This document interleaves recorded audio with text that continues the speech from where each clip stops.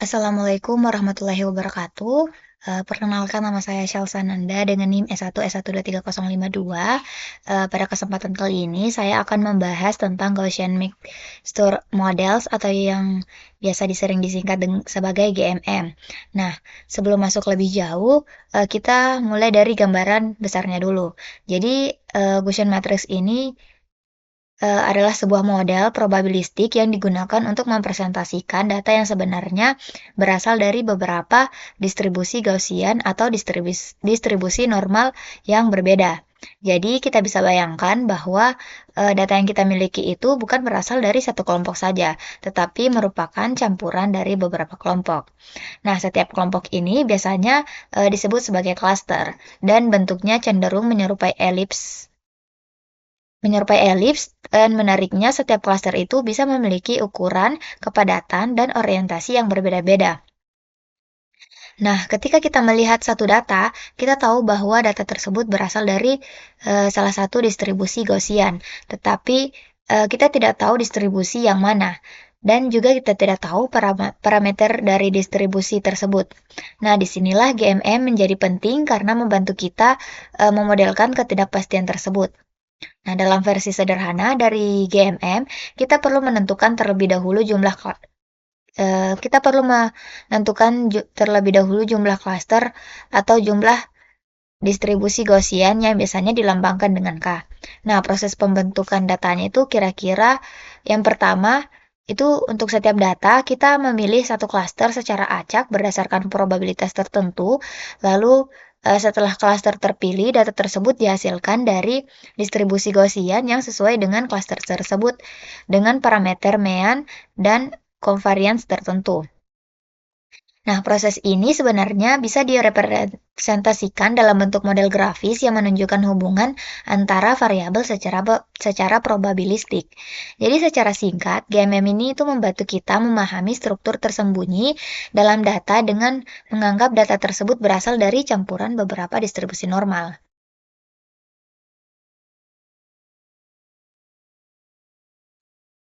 Nah, di sini kita bisa melihat representasi grafis dari Gaussian Matrix Models. Di sini gambarnya mungkin terlihat cukup kompleks di awal, tapi sebenarnya kita bisa memahaminya secara bertahap. Pertama, di bagian kiri di sini ada yang biasa disebut sebagai wake parameter atau bobot. Ini yang menunjukkan probabilitas untuk memilih masing-masing klaster. Jadi sebelum data terbentuk, kita memilih dulu klaster mana yang akan digunakan berdasarkan bobot ini. Kemudian di bagian tengah ada variabel yang mempresentasikan pemilihan klaster untuk setiap datanya. Ini biasanya berupa variabel kategorikal, artinya setiap data hanya masuk ke satu klaster. Selanjutnya di bagian bawah kita melihat parameter. Di sini ada parameter dari distribusi Gaussian, yaitu mean dan rata-rata. Mean atau rata-rata, dan Gaussian matrix yang menentukan bentuk dan penyebaran datanya. Nah, setelah klaster dipilih, data akan dihasilkan dari distribusi Gaussian yang sesuai dengan parameter tersebut. Nah, di sisi kanan, di sini ada yang disebut dengan plate notation. Ini digunakan untuk menunjukkan bahwa proses ini diulang untuk banyak data. Jadi, kita tidak hanya satu data saja, tetapi seluruh dataset mengikuti pola yang sama.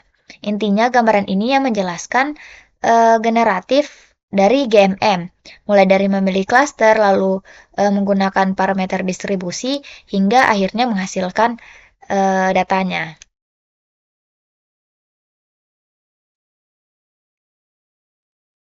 Nah, kemudian kita lihat lagi bagaimana Gaussian Mixture Matrix ini bekerja secara praktik.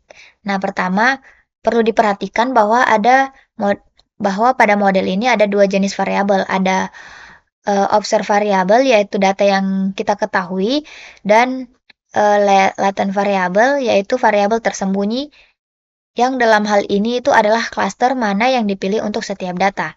Jadi sebenarnya saat kita melihat dataset, kita hanya punya datanya saja. Kita tidak tahu data itu berasal dari klaster yang mana. Nah, pertanyaannya adalah bagaimana kita menentukan parameter model dari data yang hanya kita amati. Nah, di sini digunakan sebuah algoritma yang sangat penting, yaitu expansion maximization atau IM. Nah, dalam implementasinya di sini misalnya kita menggunakan library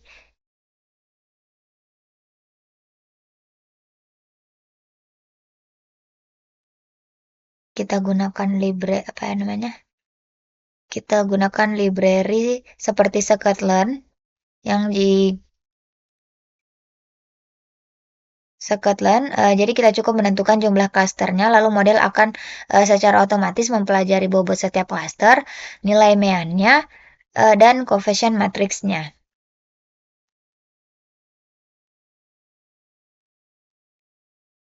Di sini saya sudah menggunakan library scikit-learn untuk membuat datasetnya. Kemudian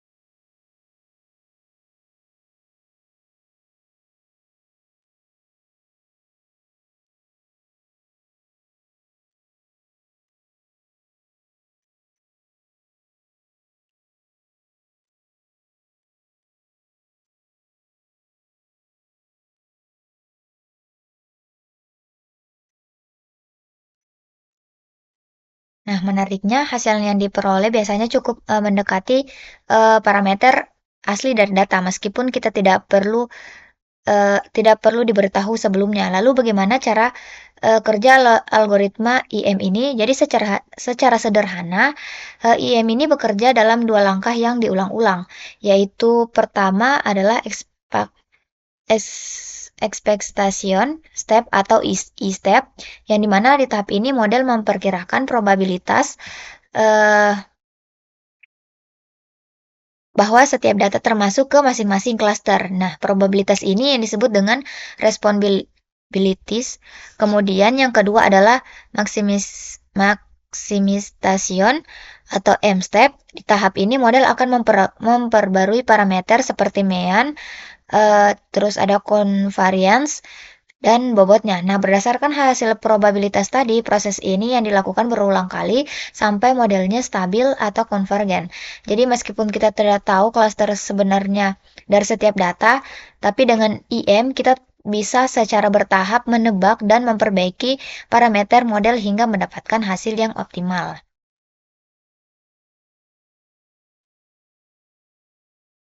Nah, kemudian kita lihat bagaimana hasil proses expectation maximization ini digunakan. Pertama, perlu diingat bahwa maximization step ini setiap klaster akan diperbarui berdasarkan data yang paling bertanggung jawab terhadapnya. Artinya, setiap klaster akan banyak dipengaruhi oleh data-data yang memiliki probabilitas tinggi masuk ke klaster tersebut. Namun, seperti halnya K-means, algoritma IM ini juga memiliki kekurangan. Salah satunya adalah bisa terjebak dalam terjebak pada solusi lokal, bukan solusi terbaik secara global. Karena itu, biasanya model ini dijalankan beberapa kali dengan inisialisasi yang berbeda untuk mendapatkan hasil yang baik. Kita juga bisa mengecek apakah algoritma sudah konvergen, yaitu apakah sudah mencapai kondisi stabil, serta eh, serta berapa banyak iterasi yang dibutuhkan. Setelah model selesai dilatih, kita bisalah langsung menggunakan. Di sini ada dua cara untuk cluster deh untuk ada dua cara untuk menentukan klaster dari sebuah data. Ada sini.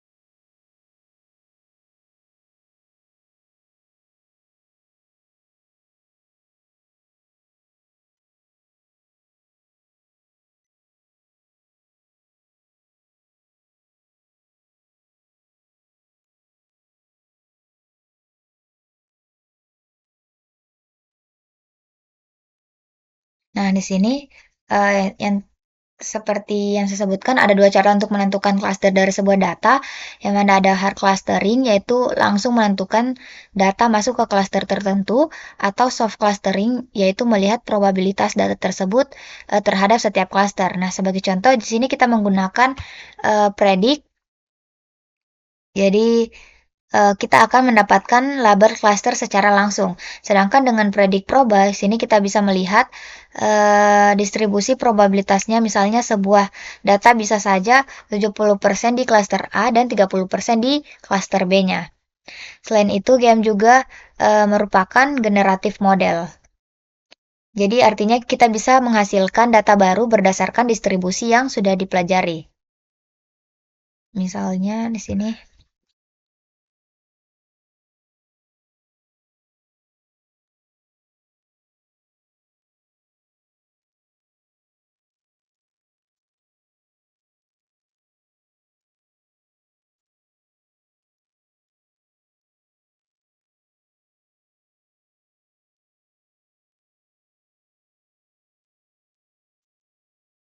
Nah, misalnya di sini kita dengan fungsi sampel kita bisa membuat data baru yang mengikuti pola dari dataset asli, lengkap dengan informasi klasternya.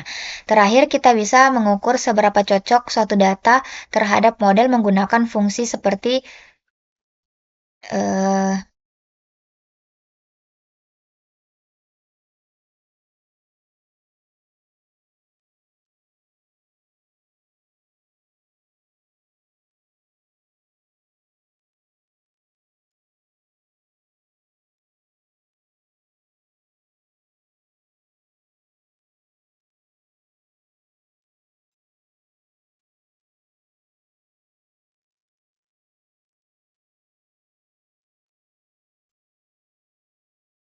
nah di sini kita bisa menggunakan fungsi seperti score sample yang pada dasarnya menghitung kepadatan probabilitas pada titik tersebut. Jadi, tidak hanya clustering, GMM juga ini sangat fleksibel untuk analisis probabilitas dan generasi data.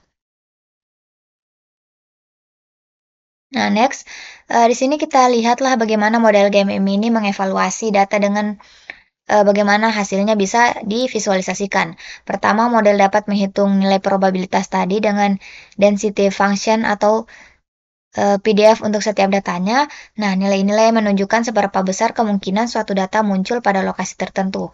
Biasanya ditampilkan adalah log dari nilai tersebut atau log like likelihood. Semakin tinggi nilainya berarti data tersebut itu semakin cocok dengan model. Nah, jika dikembalikan ke bentuk aslinya, kita akan mendapatkan probabilitas densitas, namun perlu diingat karena ini adalah densitas. Nilainya tidak selalu harus berada di antara 0 dan 1. Nah, di sini kita lihat saja di gambar bawahnya visualisasi dari hasil GMM-nya. Di sini titiknya itu menunjukkan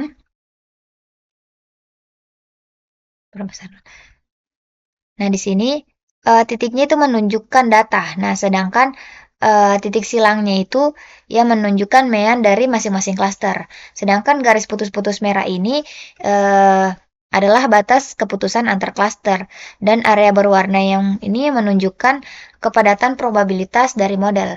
Nah, kita bisa lihat bahwa model berhasil menemukan struktur data dengan cukup baik, terutama karena datanya memang cocok dengan asumsi distribusi Gaussian. Namun penting juga untuk diingat bahwa performa GMM ini sangat bergantung pada kondisi data. Jika jumlah dimensi terlalu banyak atau jumlah klaster terlalu besar, model itu bisa menjadi lebih sulit untuk dioptimalkan. Nah, salah satu cara mengatasi hal ini adalah dengan membatasi uh, kompleksitas model, misalnya dengan mengatur bentuk convariance matriksnya. Jadi secara keseluruhan GMM ini adalah metode yang sangat powerful untuk memahami distribusi data, terutama ketika data memiliki struktur yang kompleks dan tidak bisa dipisahkan secara sederhana.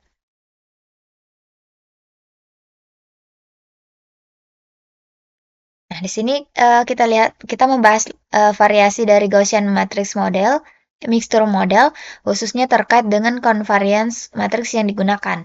Nah, parameter ini penting karena menentukan bentuk klaster yang dihasilkan. Ada beberapa tipe yang umum digunakan. Yang pertama ada spherical, yaitu pada tipe ini semua klaster berbentuk bulat atau lingkaran tetapi ukurannya bisa berbeda-beda.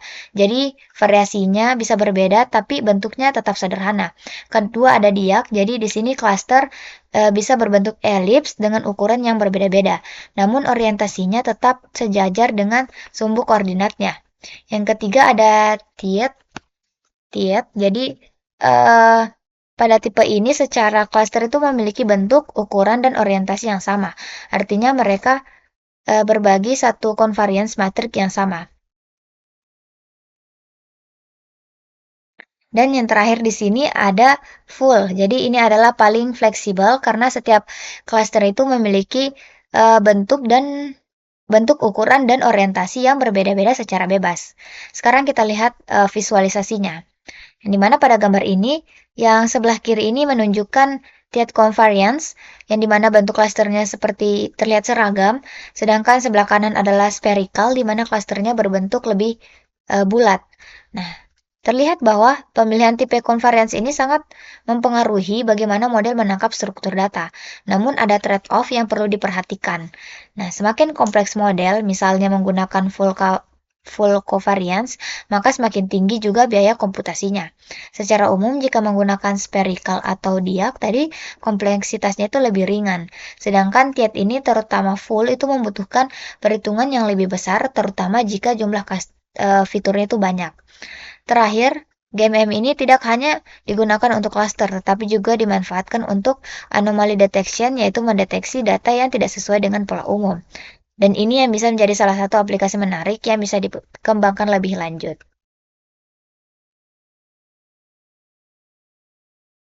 Nah, di sini kita membahas salah satu aplikasi penting dari Gaussian Mixture Model, yaitu anomaly detection. Nah, anomaly detection ini adalah proses untuk mendeteksi data yang menyimpang jauh dari pola normal. Data-data ini sering disebut sebagai anomali atau outlier. Contohnya kita bisa temukan di berbagai bidang, misal deteksi fraud dalam transaksi keuangan, terus mendeteksi produk cacat di industri manufaktur, atau mendeteksi aktivitas yang tidak biasa dalam sistem keamanan. Nah, dengan menggunakan GMM, Caranya sebenarnya cukup intuitif. Jadi model akan menghitung density atau kepadatan probabilitas dari setiap data. Jadi jika suatu jadi kemudian kita menentukan sebuah threshold atau batas tertentu. Jadi jika suatu data itu memiliki nilai density yang lebih rendah dari threshold tertentu, maka dari itu dianggap sebagai anomali. Sebagai contoh, kita bisa menetapkan di sini sebesar 4%.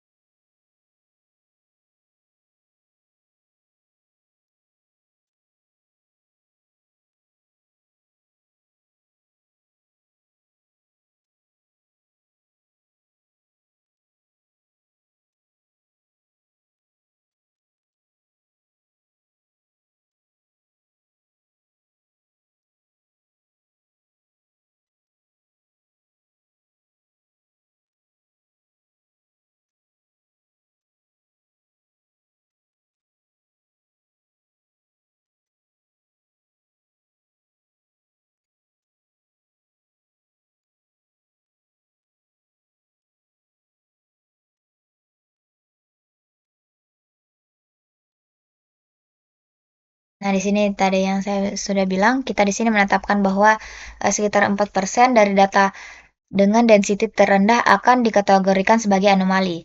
Sekarang kita lihat di visualisasinya saja. Nah, di sini pada gambar ini area berwarna itu menunjukkan kepadatan data, sedangkan titik-titik ini biasanya adalah data normal, sedangkan titik merah ini adalah yang menunjukkan data yang terdeteksi sebagai anomali.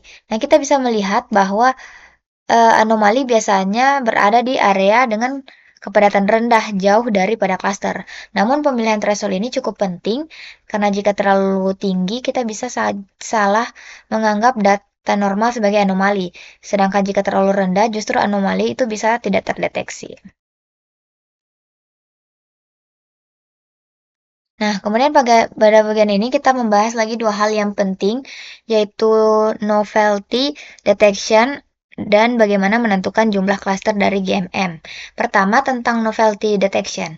Nah, sekilas mirip dengan anomaly detection, tetapi ada perbedaan utamanya.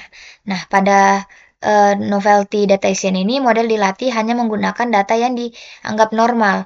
Jadi model belajar pola normal terlebih dahulu lalu digunakan untuk mendeteksi data baru yang menyimpang. Sedangkan pada anomaly detection, model itu dilatih menggunakan seluruh data termasuk yang mungkin sudah mengandung outlier. Nah, masalahnya jika kita langsung melatih GMM pada data yang mengandung outlier, model bisa terganggu karena outlier tersebut mempengaruhi pembentukan distribusinya. Salah satu solusi yang bisa dilakukan adalah melatih model terlebih dahulu, mendeteksi dan menghapus outlier, lalu melatih ulang model dengan data yang sudah lebih bersih. Selain itu juga menggunakan metode estimasi yang lebih robust. Selanjutnya kita masuk ke pertanyaan penting dalam GMM. Berapa jumlah klaster yang seharusnya digunakan? Berbeda dengan metode lain, GMM ini mengharuskan kita menentukan jumlah klaster di awal. Untuk menentukannya, kita bisa menggunakan beberapa pendekatan. Salah satunya adalah kriteria berbasis informasi, yaitu Bayesian Information kriteria atau BIC dan Archaic Information criterion atau AIC. Nah, konsep dasarnya adalah mencari keseimbangan antara model yang fit dengan data dan kompleksitas model. Semakin banyak klaster, biasanya model akan semakin cocok dengan data, tetapi juga menjadi lebih kompleks. Untuk itu digunakan rumus berikut. Ini.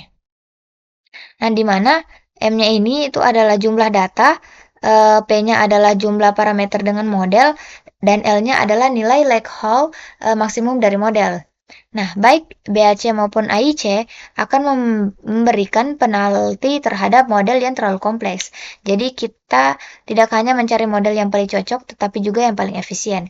Biasanya BIC ini cenderung memilih model yang lebih sederhana, sedangkan AIC sedikit lebih permisif terhadap kompleksitas. Dengan menggunakan kedua metode ini, itu kita bisa menentukan jumlah klaster yang optimal secara objektif.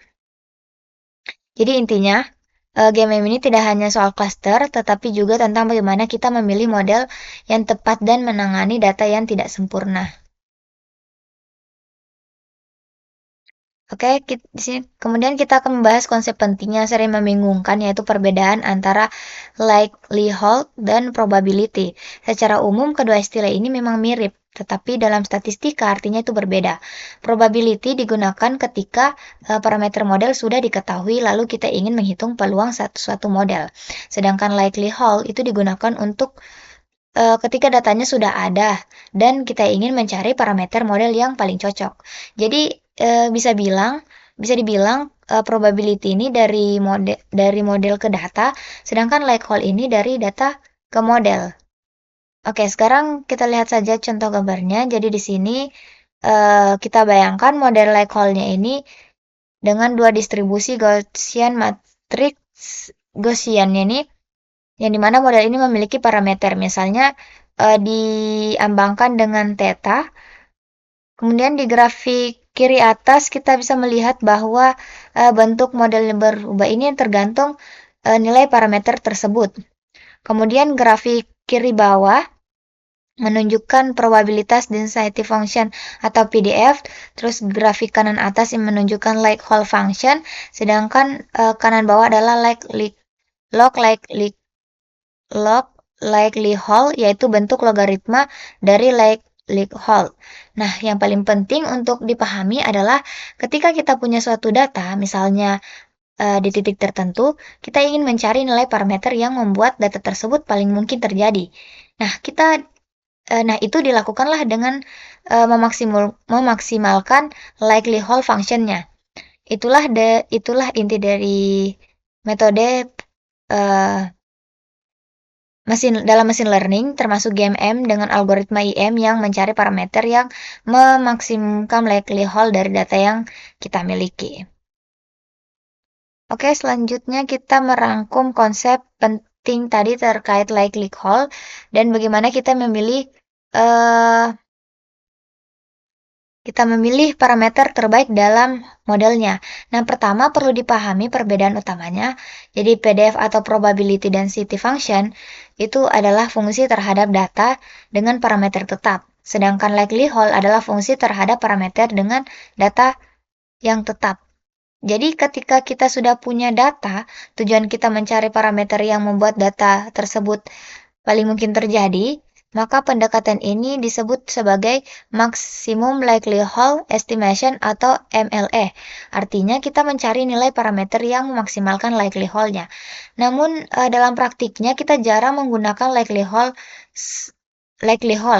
Sebaliknya kita menggunakan log likelihood. Kenapa? Karena lebih stabil secara numerik dan lebih mudah dihitung terutama ketika datanya banyak. Selain itu, perkalian banyak probabilitas juga itu menjadi sangat kecil, sedangkan dengan log itu perkalian berubah menjadi penjumlahan jauh lebih praktis. Dan karena fungsi log ini bersifat monoton, Jadi memaksimalkan log likelihood itu tetap memberikan hasil yang sama dengan memaksimalkan likelihood-nya. Setelah kita mendapatkan parameter terbaik, kita menggunakannya untuk menghitung BIC dan AIC.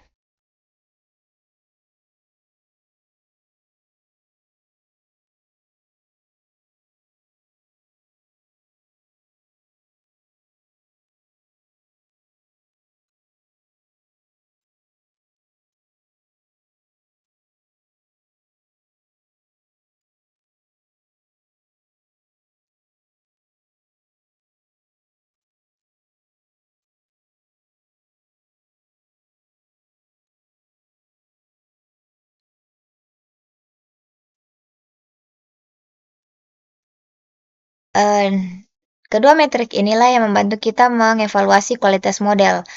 Jadi tidak hanya berdasarkan seberapa model fit dengan terhadap data, tetapi juga mempertimbangkan kompleksitas model. Semakin kompleks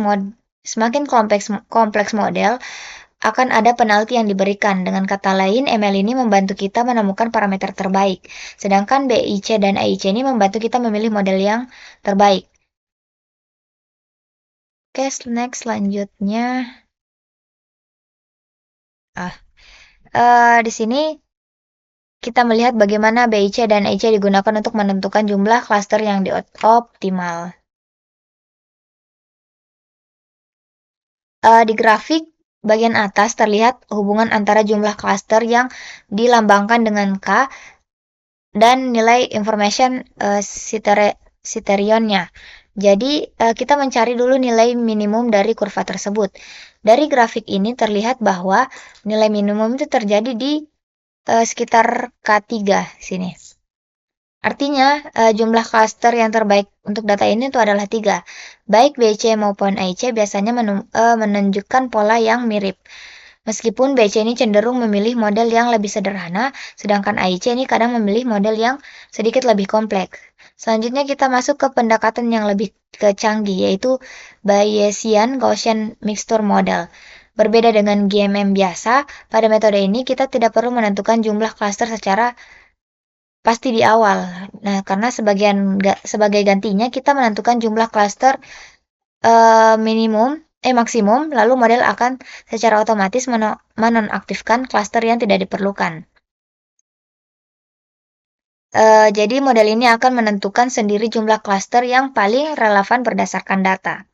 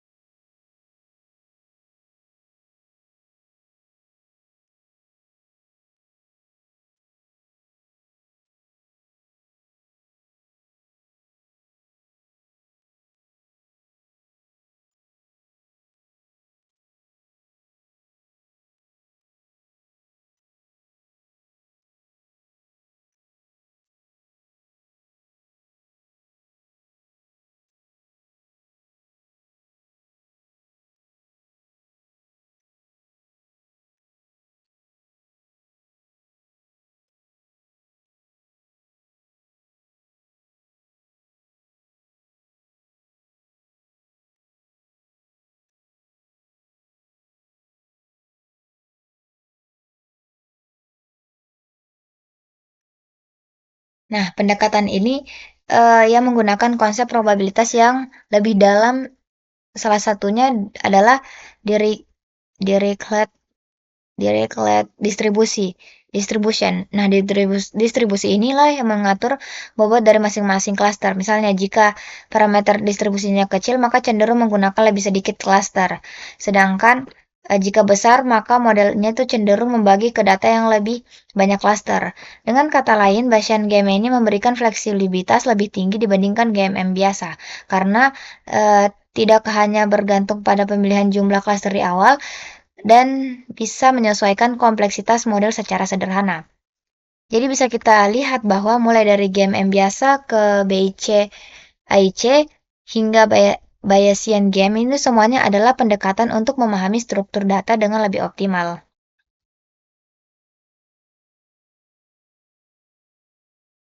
Next, selanjutnya kita lihat di sini representasi grafis dari Bayesian Gaussian Mixture Model. Sekilas tampilannya mirip tadi dengan GMM sebelumnya, tetapi di sini ada beberapa tambahan komponen yang penting. Yang paling utama adalah adanya parameter tambahan yang mengontrol distribusi dari bobot cluster, mean, dan coefficient matrix. Dengan kata lain, dalam pendekatan Bayesian, parameter model ini tidak dianggap tetap, tetapi juga memiliki distribusi probabilitas. Fokus utama di sini adalah pola parameter yang disebut dengan weight convariate concentration prior. Terus parameter ini yang mengontrol bagaimana data ini didistribusikan ke dalam klaster. Jika nilainya kecil, maka modelnya cenderung menggunakan lebih sedikit cluster, sedangkan jika nilainya besar, model cenderung membagi data ke lebih banyak cluster. Nah, di sini kita lihat saja visualisasinya. Terlihat di sebelah kiri ini yang menunjukkan kondisi ketika nilai priornya kecil, sedangkan yang terlihat bahwa hanya beberapa klaster yang dominan, sedangkan sebelah kanan menunjukkan nilai prior yang lebih besar. Di sini data dibagi ke lebih banyak klasternya. Nah, jika parameter ini itu memberikan kontrol tambahan terhadap kompleksitas model tanpa harus secara eksplisit menunjukkan jumlah klaster di awal. Kemudian di sini kita masuk ke dasar dari pendekatan Bayesian, yaitu Bayes Theorem. Jadi konsep utamanya adalah kita ingin menghitung posterior probability, yaitu probabilitas suatu variabel tersembunyi berdasarkan data yang kita amati. Rumusnya adalah seperti berikut. Jadi PS yang ini itu adalah posterior.